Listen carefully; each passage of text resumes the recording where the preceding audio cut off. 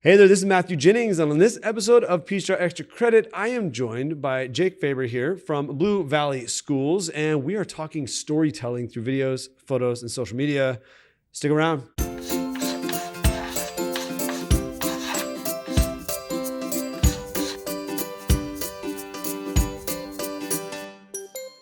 Jake, thank you so much for being here this morning. I know you're super busy. We are here at the Canspra conference, so I know you've taken time away from your district to be here at the conference, and then specifically we found a little bit of a break here that we can join. So I know you don't have a lot of time to spend, but this is a huge topic that I get a lot of questions about because I do create so much content for Peachjar, and I'm really happy to have an expert here to just kind of go through some of the ins and outs of storytelling through videos and photos and social media. So thank you again for being here. We are at the conference. We've taken over like a little breakout room. So if people pour into the room, all apologies there.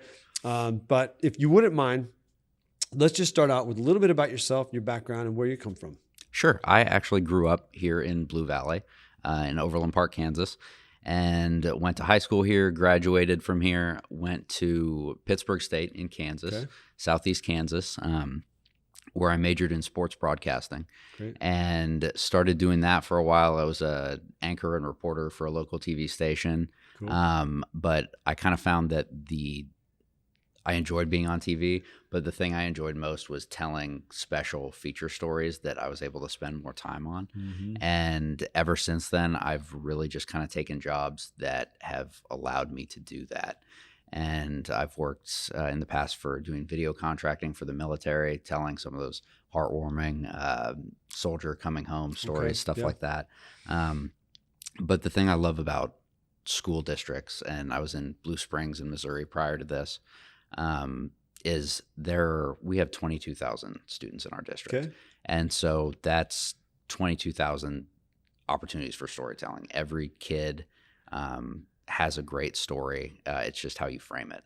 And so I've really enjoyed, especially being back in a district that I grew up in and getting to tell some of those stories. Yeah, homegrown. That's really cool. Full circle, which is neat. And it is true. I love the way you just put that. I don't think I've actually heard somebody tell it that way, in that you have 22,000 students, you have 22,000 stories right there in your local community. You don't have to travel around. You don't have to go far to find that. I like that. Beautiful. Well put. And working for a school district's not so bad. No, it's great. It is. It's great, right? Like I tell people all the time that we get so much more back than like a paycheck. We're not, I don't know. We're the return that you get from your investment at work every day, and the value that you see from students thriving, staff thriving, especially in the work that we get to do, where we're telling stories, we're building that culture, and we're amplifying their voices. And then you see how excited they get when they see themselves on social media, or you see the likes and the shares. And it's just such a rewarding career. Yeah, I love getting out into the classrooms, taking the pictures, doing the stories. But that is some of the favorite parts of it, is that reaction you get when you post it. And you see a little kid. We were interviewing a kindergartner the other day, and one of the first things he asked was like, "Do you think my mom and dad will see this?" And I was like, "Probably, yeah." Yeah, I'm pretty confident they will. Yeah, and so just to kind of see the impact that those stories can have on not just the kids individually, but the community. Mm-hmm. And I like to do a lot of community aspects with my feature stories. But just to see the impact that it can make is really one of the most rewarding parts of the job. That's awesome. I would totally agree. That's the best part. So you were kind enough to host a session here on storytelling. Yes. And so let's just talk through what that looks like a little bit. Walk me through kind of some of the high level components of your presentation and what you were sharing with fellow, communication professionals here at Canspra. And really, let's talk a lot, about the photo and the video, and kind of what makes a good story. How do you set that up? Scripting things or not scripting things, storyboarding things, what makes a good image? Like, just kind of talk me through this stuff. It basically, so I'll use one example of a story I'm working on right now. Okay. And we actually kind of kicked off this storytelling campaign. We found out we were getting, so many times we get stories that we hear about after the fact, like, hey, we had this thing go on, and we got a cell phone picture of it and put it on Facebook. And I was like, it would be so much better if we could get in there beforehand, learn about these things. So we started this BV Stories campaign where we set up an email address to have and a QR code for people to do submission forms for story ideas.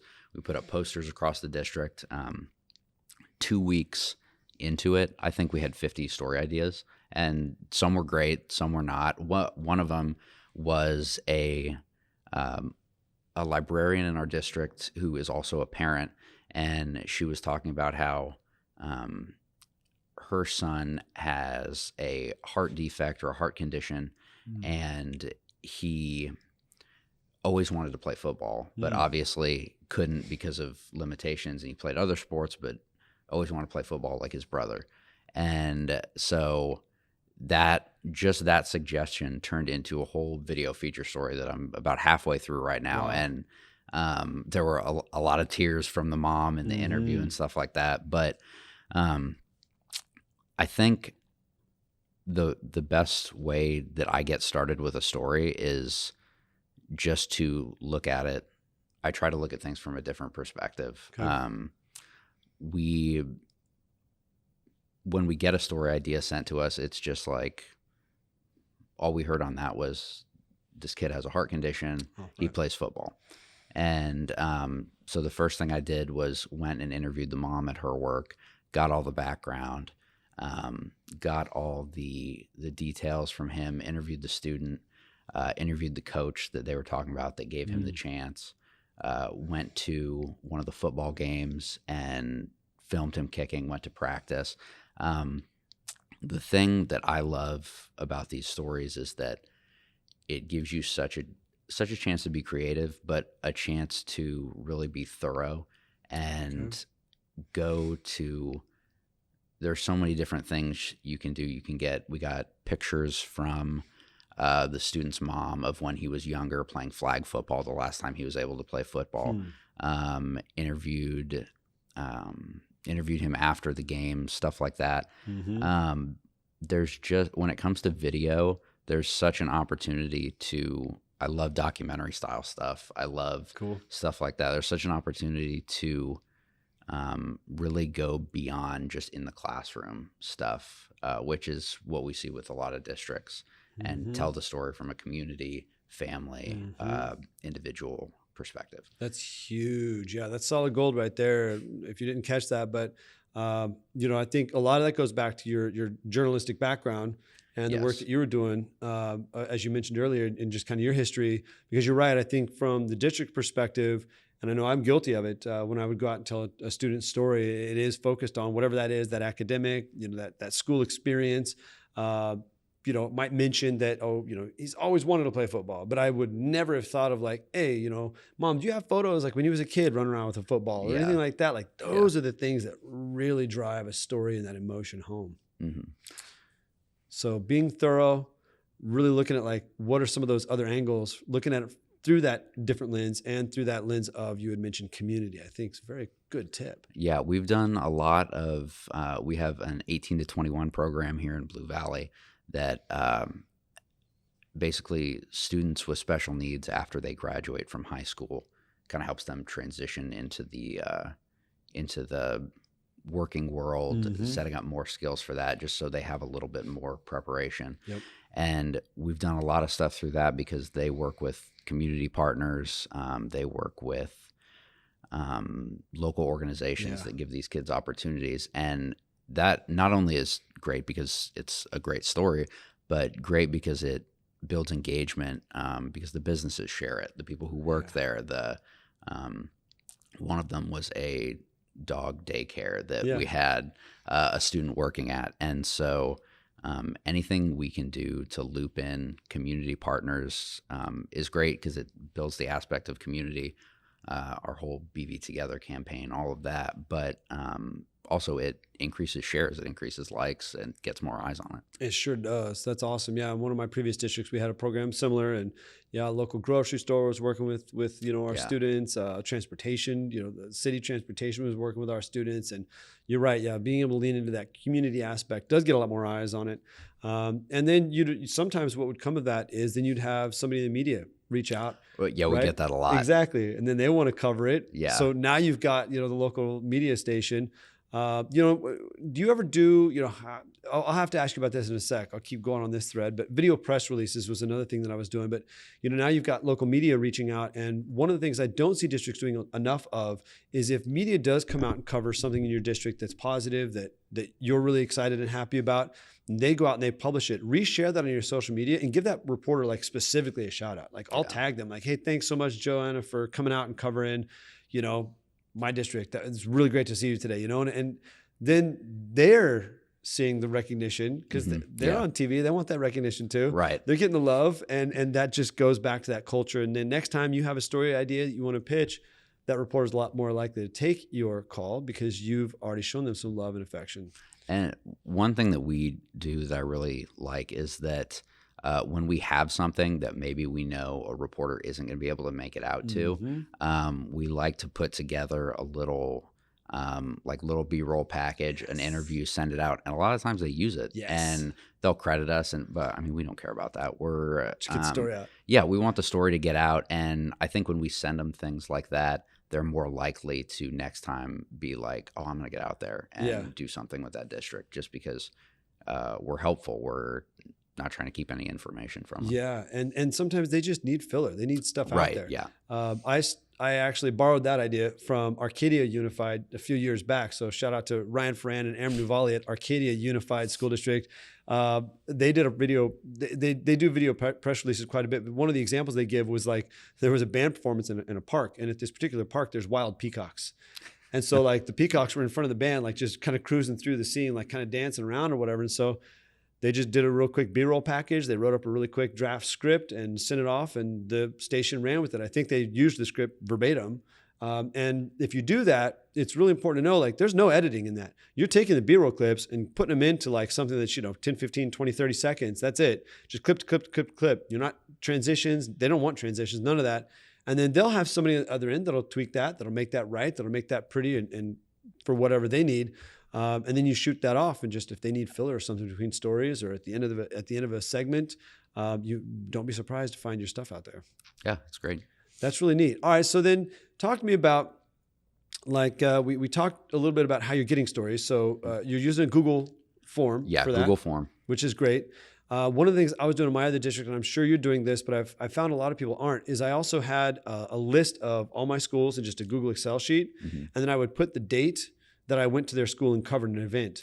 Okay. And then after a year, it was kind of scary because we all know those principals that are like really engaged and really good about bringing you out. Right, yeah. And then at the end of the year, I was like, oh man, I only went to that school twice and I went to this school 12 times, because this principal's engaging me. Yeah, that is. So make sure you're tracking where you're giving the love to, especially your larger school districts out there, so that you can be sure that you're doing that equitably. Because you will find, if you are looking at it, you have those principals each year. Right. They're really good. I had one principal that was just not as great about calling me out until after it happened. Like you had led with, I had a sign made for my office. It was the public confirmation office, meaning I can confirm that happened after the fact when somebody's told me. Exactly. But yeah, they had Will Farrell out speaking to a class, right? And then I found out like 2 hours later, like, hey, Will was out. We totally forgot to call you. I'm like, hey, do you have anything? Like, no, we didn't take any videos. Like, that's awesome. That's horrible. It's not good. Those are the fun stories that you can really blast back out there and get a lot of love and attention on. So just Plus being you involved. didn't get to meet Will Ferrell, which right? that would be my most disappointing part of it. Could have been fun. Yeah. So okay, so we've talked a little bit how to pick up stories, and then I guess if you're not getting stories, because I've had districts talk to me too about like the Google Forms and people just aren't coming. Then just start outreach. Just start personal outreach to principals, to schools that need the love, because we all know which schools those are that just need a little bit more extra attention, a bigger spotlight, and start working on getting out there. And it doesn't have to be crazy. It doesn't have to be Will Ferrell visiting. It could be the kids, launching rockets in the quad or building marshmallow catapults on the floor. Yeah, exactly. We've started this thing recently called that we're doing classroom highlights, and it basically I would go out to schools and walk around and just pop in classrooms here and there, and basically I was just taking pictures and saying like, "Hey, look at what's going on at Lakewood Elementary this week. Here's some pictures from this." But we actually decided to take it a step further and started adding little quote boxes on there From the students. From the students. Yes. So you see one of them, you see a girl doing a little peacock craft where they're making these little paper peacocks, and then she was just telling me what she had learned about peacocks that day. She was saying she wants to be a doctor and a vet and a mom when she grows up, and she was so excited to learn that boy peacocks are more colorful than the girls because they're trying to go out and get the women. And so those are things that we've found really do well on social because the kids' parents see it, the schools see it, and it has we put the school logos on each one. That's so cool. For some of that brand recognition. But it, like you were saying, it doesn't have to be anything crazy. That was a craft. Another one was doing a just art project, and so many times these teachers and staff members are doing things in the classroom, and when we ask for those stories, they think, well, we're not doing anything. We're not doing anything special. Right. And it's like, you don't have to be doing something special. It's people, especially parents and community members, want to see what's going on in the classroom. They want to see the learning. They want to see the engagement. And so it doesn't have to be anything crazy. It's just the fact that we have access to it and can tell those stories. Showing the community what's going on inside the walls of the school building in the typical day is just as powerful as showing like those wow moments when a kid wins a statewide award for something. I shifted my ask a few years back and I got a lot more responses. So if you're hitting up teachers and you're kind of hitting a wall, I was asking for a long time, like, hey, tell me like what you're doing in class. Like, tell me something cool you're doing or tell me something that's going on in there. And when I shifted it to, hey, can you share with me some of the neat things your students are learning, some of the neat things your students are doing? Right. I guess it just took the stress off of like, oh, I'm not doing anything special. I'm just a teacher.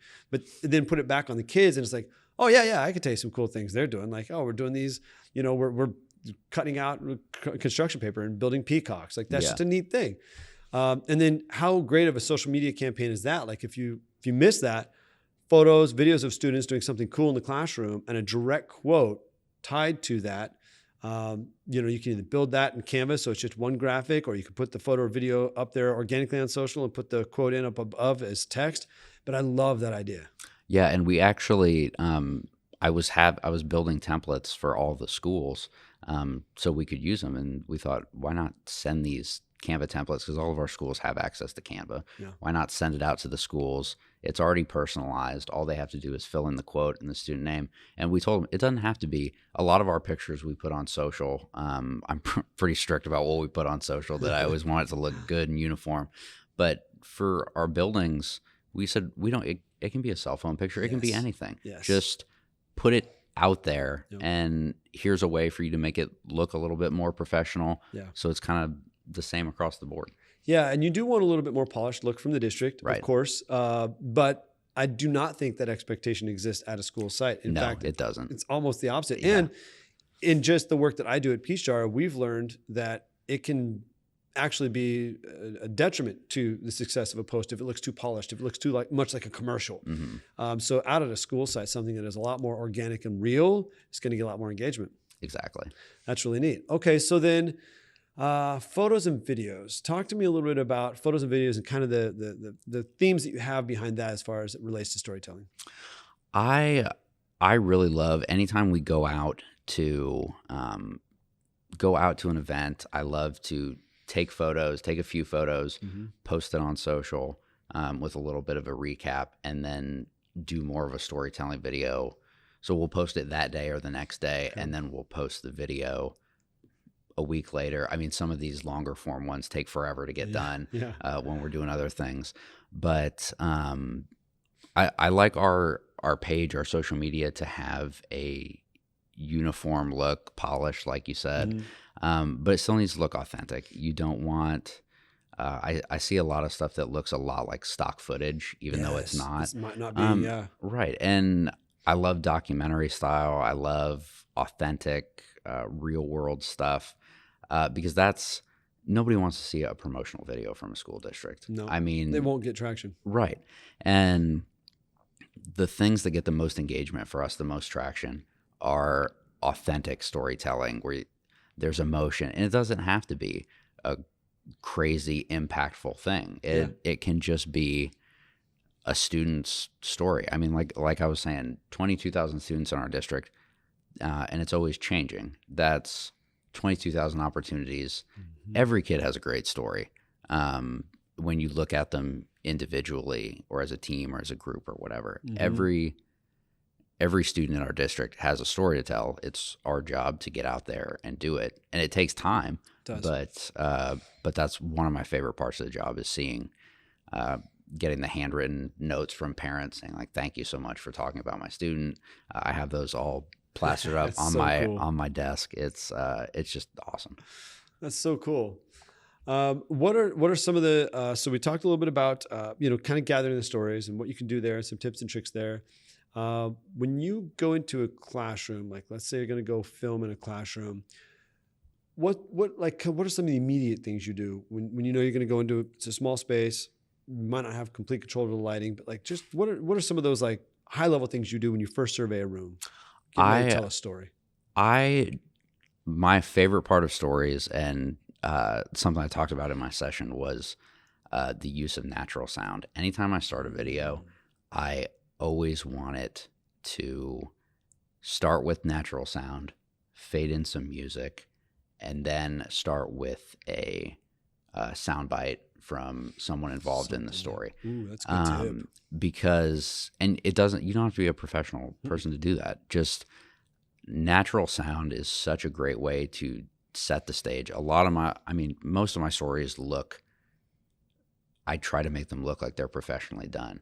But the thing that I focus on the most is that first 10 seconds. Yeah, that's where you're going to grab people. Yeah, to grab people's attention. So there's got to be good music. There's got to be an establishing shot, something that sets the scene audio-wise. So you hear and you're thinking, what is that? And then you go into a quote from a parent. And so I guess when I go into classrooms, I'm a lot of the time listening for things to see what would be good natural sound, to look at kind of the room as a whole and see what are some things I can film. Because you can really there are those news shots you were talking about, B-roll, where it's just wide shot, medium shot, close up, wide shot, medium shot. Yeah. And look for different perspective in things. Look at different angles you can take to show. I'm thinking at a football game to show. Get behind a player. Yeah. Go past them to see the stadium lights. Yeah. Go across, and you'll find. A lot of the times when I'm even not working, I'll be sitting out at dinner or something, and I'll be like, that would be a really good angle. Not sure we're going to highlight this Chili's today. Yeah, right. But, right. But like, you just want to train your mind to look at things a different way, look at things creatively, and that's going to make a huge impact on your content. It's so true. And that's a good point. If you aren't necessarily comfortable with like photos or videos, the more you do it, the better you will get. And the more you'll realize what does and doesn't work.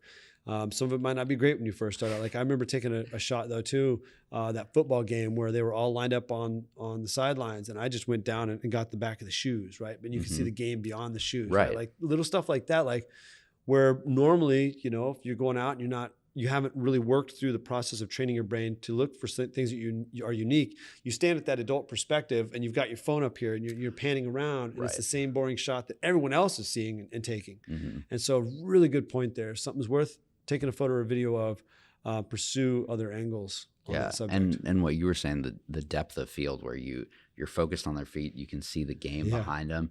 That is such a undervalued part of shooting and editing and stuff like that, to see those angles too. Yeah, because it might be the homecoming game that you're talking about, right? And so your initial thought, if you haven't really thought through that, training your brain to think differently, is, oh, I got to focus on the homecoming game.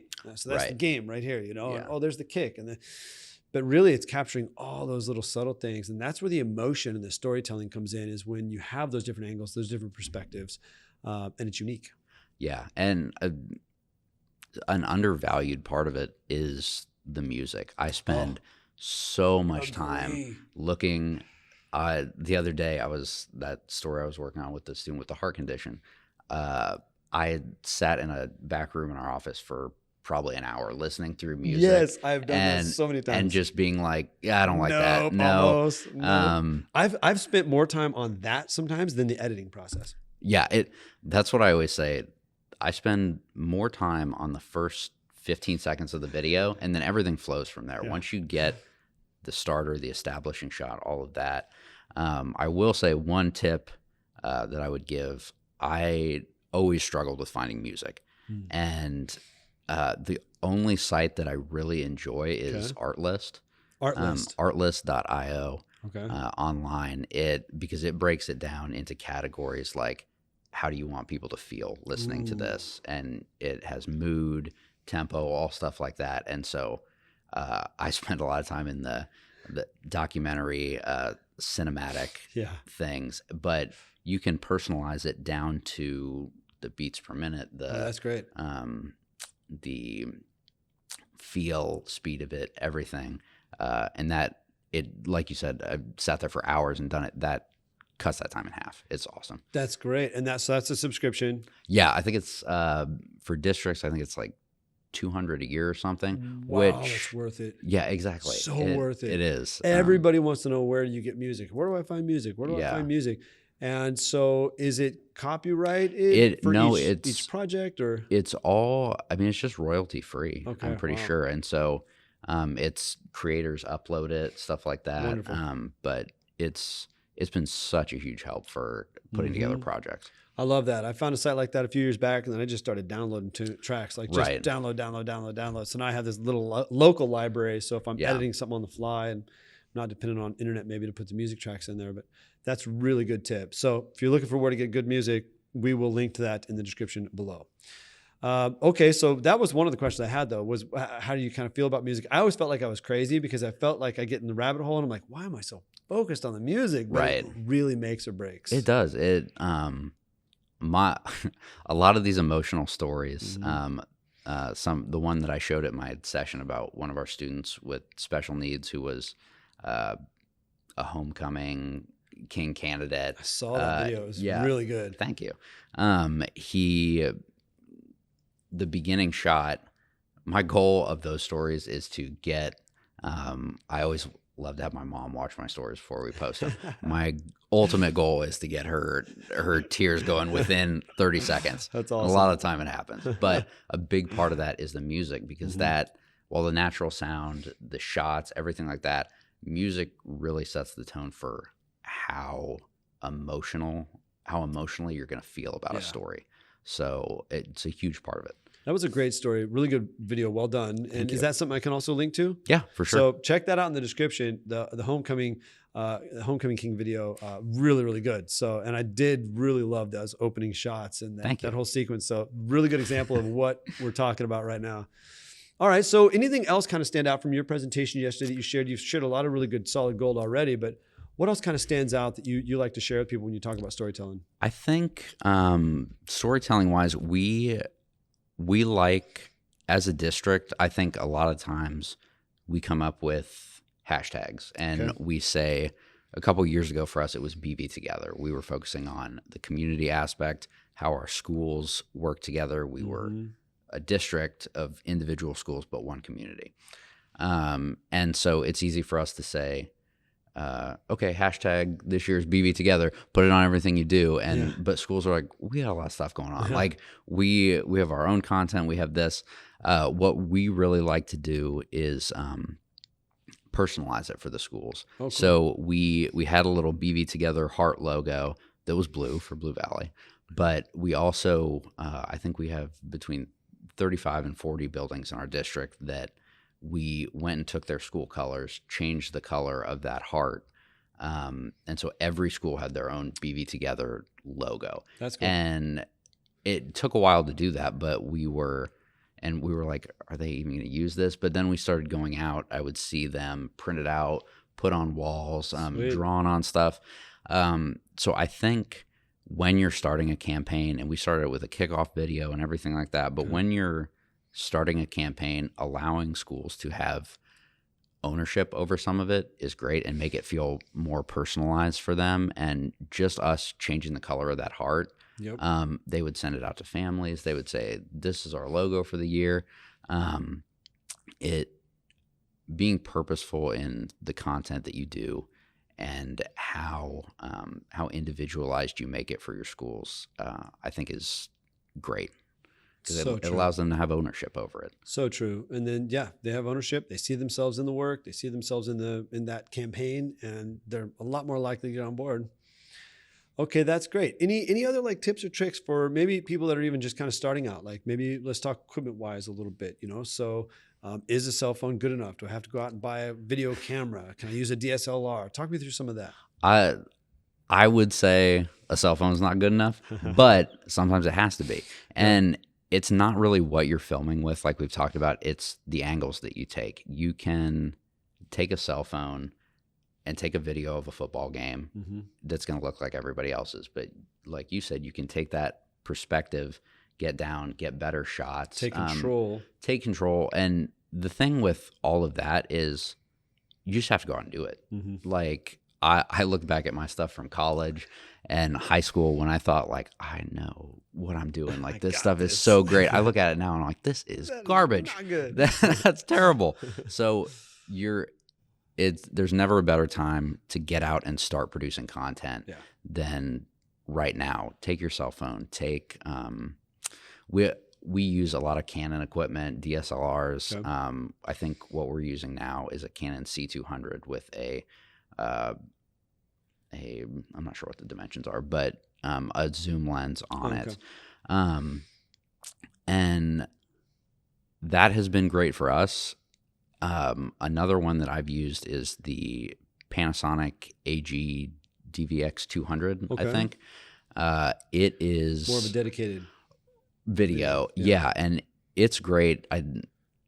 I think it's under $2,000 for people on a smaller budget, and some people may be saying like that's way above our budget. I can't do that for a camera. But that's a great rugged kind of on the go that goes from 720 up to 4K. Okay, and that's what I use for all my personal freelance stuff. I used in Blue Springs for years, but just getting out there like.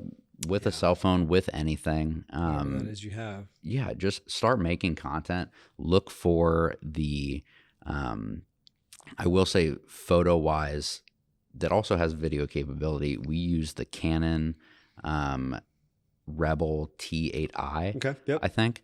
And it is coming out of a video background. I had zero knowledge in photo. I never took a photo class, never did anything. And so that's a camera that has been great. I think the price of the body with a lens is like $899 or something like that. Not bad. So not bad for a DSLR camera. Yeah, which is going to do photo and video. Photo and video, perfect. That's a really great way to pitch it if you need to go out and get budget. Like this is an all-in-one kind of thing. Right, and it's not going to be as good as some of those cinema cameras, but it gives you that DSLR kind of cinema quality look, and on a budget, which is what in schools a lot of us are dealing with. But what I love about that camera is that it's pretty much all auto. It's just a point and shoot camera. Nice. But I mean, it's a lot of it is how you take pictures, looking for those angles, looking for different perspectives. So true. Yeah. I mean, you see professional photographers that take the iPhone, for example, out there and they just knock it out of the park just to show what it can do. And it really goes back to that creative mind. Yeah. Training yourself to look at things differently. When you are out filming, you shooting in 1080p, shooting in 4K as a district, like not freelance stuff, projects, but like as a school district, do we need to be shooting in 4K? I do. Yeah. But no, I mean, a lot of the stuff we do is 1080. Okay. Because it's broadcast quality. Right. It's broadcast quality. No one is going, and no one's blowing your stuff up and looking at it on a movie screen. A lot of the times I'm hard on myself because I think, oh, that shot is a little blurry. It doesn't look great. But then I watch it on a phone, as 99% of our consumers will be, and it looks great because it's smaller. No one's going to notice those imperfections. And so you got to think, how are people going to watch this? Nobody's watching it on IMAX. Yeah. So 1080 is great. Anything you can do, just authentic content is good. Great. That's good. That's cool. Yeah, it goes back to like, it doesn't have to be the most polished thing in the world. Right. It just has to be real. And 4K, those are huge video files. Right. Yeah. So, we use a lot of storage space. Yeah, you end up using a lot of storage space.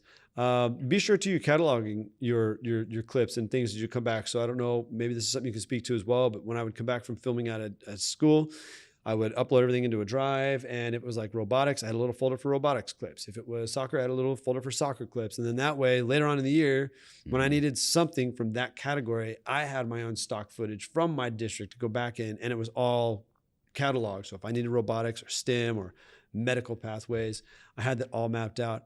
How do you talk to people or suggest? Because that, for me, that was the part I hated. Yeah, I also don't enjoy that part because it's like I've already done the work. I now have to start editing. Yes. I don't want to organize. No. So a lot of the time I will go back and do that Yeah. on PD days or days where there's not a ton going on. Okay. To go back and organize, because you do get that. A lot of the times we get something where they're like, do you have shots from 2 years ago at the dedication ceremony somewhere? Yeah. And it's like, I think I do. Yeah, I was there. But putting it in those categories, putting it chronologically, we like to do year folders. So we have each year, each school year, and then it's broken up into subfolders by event, by what kind of video it is. And that's super helpful because you do get requests a lot, and you spend a lot of time going, where is that? Where's the video? Yeah. That's very cool. All right. Well, you've dropped a lot of knowledge just right now this morning. I know your time's kind of limited, but is there anything we haven't talked about that you just want to share, that you like to share with people when you're talking about storytelling through videos and photos? I think the main thing is just kind of what I've been stressing is be authentic. No one wants to see a promotional, polished video that seems like it's an infomercial. Which can feel counterintuitive, honestly. Right. Because principals think like, oh, I gotta get out there and show everybody my medical pathway. Yeah, and branding. Yeah, exactly. And look how professional we are. And that's not the stuff that drives engagement. The stuff that drives engagement is authentic, real content that make an impact on people. Like I was saying, my goal is to get people tearing up like that. Those are my favorite stories, and those are the ones that make the biggest impact. And so when you're looking for stories, be creative, be authentic, and look for the whole community aspect. Each student is in school every day, but they also go home. They have parents, they have family members, they have community activities that they're involved in. And all of that can tie back to the learning experience. Because our goal is to prepare students for college, their careers, for whatever their next step is after graduation, but it's also to prepare them for life. And so to be able to tell the whole story of that, you have to look at it through a different perspective. Well said. Yeah. That's awesome. Well, thank you again so much for joining me today. Of course. Like I said, I know you're busy, so I really appreciate you sharing all this knowledge. The presentation was great yesterday, so just thanks so much for being here. Of course. Yeah. Anytime. If you have any questions for us, I know that either one of us wouldn't hesitate to answer that. So feel free to reach out directly, get in the comments, engage. We'll pop in there. And if you liked this, please be sure to like, share, comment, and follow for more. Stay tuned. Peachjar Extra Credit. We got a lot of content coming your way. Thank you again. This was fantastic. All right. That's all we got for now. We'll see you.